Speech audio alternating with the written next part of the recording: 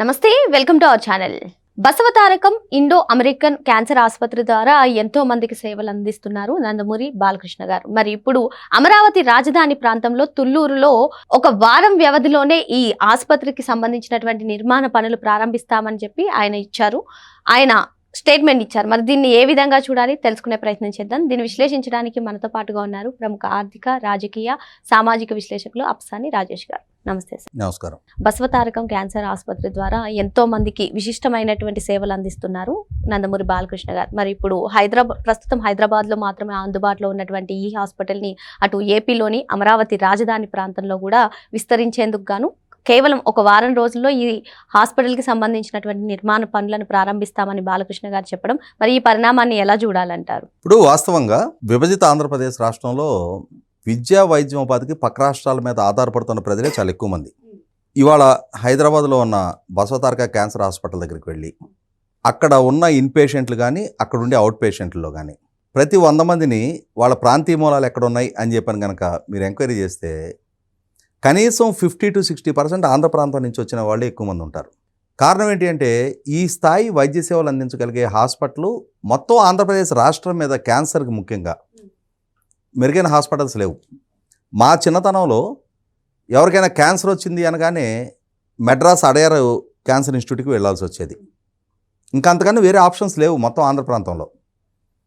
తర్వాత రోజుల్లో హైదరాబాదు ఈ Indo American cancer hospital develop అయిన తర్వాత ఒక రకంగా డెడికేటెడ్ క్యాన్సర్ హాస్పిటల్ అంటూ మొత్తం తెలుగు జాతికి ఇదొక్కటిగానే నిలబడింది. అంటే వేరే కార్పొరేటివ్ హాస్పిటల్స్ వేరే ఉన్నాయి. ఇంకా ఇండో అమెరికన్ ఆంకాలజీ అని చెప్పని ఇట్లా రకరకాల హాస్పిటల్స్ ఉన్నాయి. కానీ డెడికేటెడ్గా క్యాన్సర్ ట్రీట్మెంట్ కోసం అది కూడా ఒక ట్రస్ట్ ద్వారా నిర్వహణ జరుగుతా no profit no loss basis మీద నిర్వహణ జరిగే హాస్పిటల్ ఇది. ఇటువంటి హాస్పిటల్ దశాబ్దాలుగా ఎన్టీఆర్ ట్రస్ట్ ద్వారా హైదరాబాద్లో నిర్వహణ జరుగుతూ ఉంది.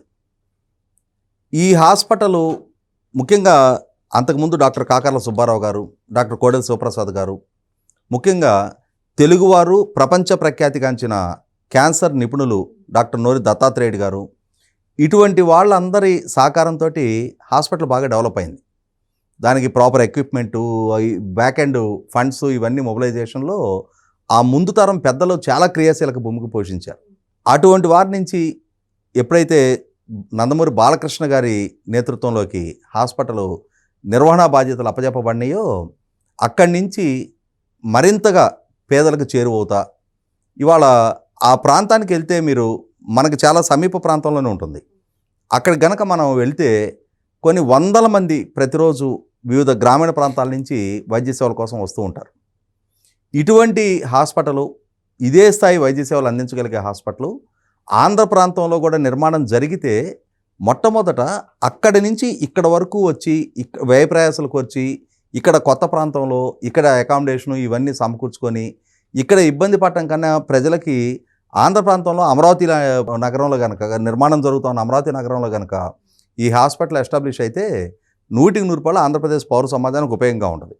మీరు గమనించుకుంటే నందమూరి బాలకృష్ణ గారు ఆంధ్రప్రదేశ్ రాష్ట్రంలో కూడా ఈ హాస్పిటల్ ఏర్పాటు చేయాలనేది ఈ రోజుకి రోజు తీసుకున్న నిర్ణయం కాదు. 2018వ సంవత్సరంలో విశాఖపట్నంలో జరిగిన సిఐఏ కన్వెన్షన్స్ సందర్భంగానే ఆ రోజుల్లో ఆయన 720 కోట్ల రూపాయలతోటి cancer hospital, Basavataraka cancer hospital అమరావతిలో ఎస్టాబ్లిష్ చేయడం కోసం రాష్ట్ర ప్రభుత్వానికి ప్రతిపాదన ఇచ్చి ఎంఓయూ చేసుకుంటే రాష్ట్ర ప్రభుత్వం ఆయనకు భూమి కేటాయింపులు చేయడం జరిగింది. అలా చేసిన కేటాయింపులు ఈలోగా 2019 ఎన్నికల్లో ఎన్డీఏ తెలుగుదేశం ప్రభుత్వం ఓడిపోయింది. జగన్మోహన్ రెడ్డి గారు అధికారంలోకి వచ్చారు. రాష్ట్రం పట్ల, రాష్ట్ర ప్రజల పట్ల కన్సర్న్ ఉంటే ఇంత మహోన్నత వైద్య సేవలు అందిస్తున్న హాస్పిటల్ని రాజకీయాలకు అతీతంగా రాష్ట్ర ప్రజల కోసమైనా అక్కడ ఏర్పాటు చేయించాల్సిన బాధ్యత జగన్మోహన్ రెడ్డిది. అక్కడ సింగపూర్ కన్సార్షియం వాళ్ళని నిలగొట్టారా, లేకపోతే మిగిలిన పెట్టుబడిదారులను నిలగొట్టారా, ఇవన్నీ తర్వాత సంగతి. కానీ రాష్ట్ర ప్రజల కోణంలో కనుక జగన్మోహన్ రెడ్డి మానవతా కోణంలో ఒక్క క్షణం ఆలోచించినా కూడా ముందు బాలకృష్ణ గారిని పిలిచి, ఎందుకంటే ఆయన కూడా గౌరవ శాసనసభ్యుడు, ఆయనతో మా కూర్చొని మీరు హాస్పిటల్ ఏర్పాటు చేయండి, ప్రభుత్వ పరంగా మీకు ఆ సహకారం అందిస్తామని చెప్పని చెప్పుండాల్సింది.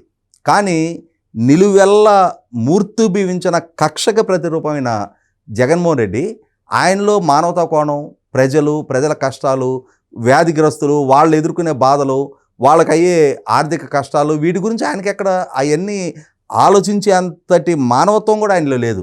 దాంతో ఆ 5 సంవత్సరాలు కాలయాపన చేసేసిన పర్యవసానం అక్కడ ఒక అడవిని పెంచారు. ఎప్పుడైతే మళ్ళీ తిరిగి ఎన్డీఏ కూటమి అధికారంలోకి వచ్చిందో అక్కడ ఆ డీఫారెస్టేషన్ లాంటి కార్యక్రమాలన్నీ చేసి మళ్ళీ అమరావతికి ఒక దిశ చంద్రబాబు నాయుడు గారి ద్వారా రూపకల్పన జరుగుతూ ఉందో మళ్ళీ బాలకృష్ణ గారు ప్రభుత్వాన్ని అప్రోచ్ అయ్యి ఆ హాస్పిటల్కి కొన్ని మాసాల క్రితమే వారి చేతుల మీదుగానే భూమి పూజ కూడా చేశారు. అలా భూమి పూజ చేసిన హాస్పిటల్ ఈరోజు వారు మీడియా ముఖంగా ఒక వారంలో అమరావతిలో నిర్మాణ పనులు ప్రారంభించబోతున్నామని చెప్తున్నారు. ఇక్కడ గమనించుకుంటే మీరు కార్పొరేట్ సోషల్ రెస్పాన్సిబిలిటీ కింద ప్రముఖ సంస్థలన్నీ కూడా హైదరాబాద్లో ఉన్న హాస్పిటల్కి ఎక్విప్మెంట్ అంటే సపోర్ట్ చేస్తూ ఉన్నారు. అంటే ఆ హాస్పిటల్ వాళ్ళు అందిస్తున్న సర్వీసెస్ పట్ల వాళ్ళు చారిటీగా no profit no losses basis మీద ఆ హాస్పిటల్ని దశాబ్దాలుగా నిర్వహిస్తున్న తీరు పట్ల కార్పొరేట్ సర్కిల్స్లో కూడా ఆ హాస్పిటల్కి ఆ యాజమాన్యానికి ఉన్న క్రెడిబిలిటీ దృష్ట్యా అదే సందర్భంలో బాలకృష్ణ గారి గురించి కూడా ఇక్కడ చెప్పుకోవాలి. ఇక్కడ సినిమా నటుడుగా ఆయన్ని చాలా కాంట్రవర్సీస్ చుట్టుముడుతూ ఉంటాయి. ఆయనకి సరిగ్గా ప్రసంగించడం రాదు అని చెప్పని, యారగెంట్గా ఉంటారు అని చెప్పని, కోపం ఎక్కువ అని చెప్పని, ఇలా రకరకాల ఆరోపణలు ఆయన మీద చేస్తూ ఉంటారు. ఇన్ని ఆరోపణలు చేసేవాళ్ళు మరి ఆయనకు ఊహ తెలిసే నాటికి ఆయన అగ్రకథా నాయకుడు. వాళ్ళ నాన్న ఎన్టీ రామారావు గారు 35 సంవత్సరాలు అప్రతిహతంగా తెలుగు సినిమా పరిశ్రమను ఏలిన అగ్రకథానాయకుడు. అలాగే బాలకృష్ణ గారికి 23వ సంవత్సరంలోనే వాళ్ళ నాన్నగారు ఈ రాష్ట్రానికి ముఖ్యమంత్రిగా పదవి బాధ్యతలు చేపట్టారు. మరి వాళ్ళ బావగారు చంద్రబాబు నాయుడు గారు 1995 నుంచి రాష్ట్ర ముఖ్యమంత్రిగా ఉన్నారు. స్వయానా బాలకృష్ణ గారు మూడోసారి ఇప్పుడు శాసనసభ్యుడిగా కొనసాగుతూ ఉన్నారు. ఆయన ఇంకొక సోదరి పురంధరేశ్వర్ గారు దశాబ్ద కాలం పాటు కేంద్ర మంత్రిగా కొనసాగారు. వాళ్ళ అన్న హరికృష్ణ గారు రాష్ట్ర మంత్రిగా పనిచేశారు. ఆయన అల్లుడు ప్రస్తుత ఆంధ్రప్రదేశ్ రాష్ట్ర ప్రభుత్వంలో ఐటీ అండ్ హెచ్ఆర్డీ మినిస్టర్గా ఉన్న నారా లోకేష్ ఆయనకి స్వయానా పిల్లనిచ్చిన అల్లుడు, మేనల్లుడు. అలాగే ఆయన ఇంకొక అల్లుడు శ్రీభరత్ తను ఇవాళ ఎంపీగా కొనసాగుతూ ఉన్నాడు. అంటే రాజకీయం అనేది ఆయన కుటుంబం చుట్టూ సంబంధ బాంధవ్యాలు కలిగి ఉన్నా సరే ఈరోజు దాకా బాలకృష్ణ గారు పలానా ట్రాన్స్ఫర్లో పైరవీలు చేశాడనో, పలానా కాంట్రాక్ట్ అడిగాడనో, పలానా భూ ఎలకేషన్ చేయించుకున్నాడనో, ప్రభుత్వం నుంచి ఈ విధమైన లబ్ధి పొందాడని ఒక్క రూపాయి అవినీతి బాలకృష్ణ గారి మీద ఆపాదించడానికి కూడా ఏ విధంగా ఆస్కారం లేదు. కాబట్టి వాళ్ళ కార్పొరేట్ సర్కిల్స్లో కూడా ఆ హాస్పిటల్ అన్నా బాలకృష్ణ గారి వ్యక్తిత్వం పట్ల ఉన్న నమ్మకంతో ఇవాళ సిఎస్ఆర్ ఫండ్స్ ఆ హాస్పిటల్కి ఆ విధంగా చారిటీ రూపంలో ఇవ్వడం జరుగుతూ ఉంది. కాబట్టి ఇవాళ బాలకృష్ణ గారు అమరావతి మీద దృష్టి పెట్టి అక్కడ కూడా బసవతారక హాస్పిటల్ నిర్మాణం చేయించుతున్న నేపథ్యంలో ఖచ్చితంగా ఇది మొత్తం ఆంధ్రప్రదేశ్ రాష్ట్ర ప్రజానీకానికి ఒక మెరుగైన అవకాశం దక్కినట్టు అవుద్ది. హైదరాబాదు, బెంగళూరు, చెన్నై లాంటి ప్రాంతాలకు వెళ్ళి అక్కడ వైద్య సౌకర్యం పొందడం కన్నా తమ ప్రాంతంలోనే అటువంటి వైద్య సౌకర్యాన్ని అందుబాటులోకి తీసుకొచ్చినప్పుడు అది 100% అవసరంలో ఉన్న ప్రజలకి ఆ వైద్యాన్ని చేరువ చేసినట్టు అవుద్ది. ఇదే క్రమంలో వైద్యం కోసం ఇవాళ వేరే రాష్ట్రాల మీద ఆధారపడి వేరే రాష్ట్రాలకు వలస వెళ్లాల్సిన దుస్థితి నుంచి రాష్ట్ర ప్రజలను కూడా కాపాడినట్టు అవుద్ది. మరో అంశంతో మళ్ళీ కలుద్దాం. Thank you sir.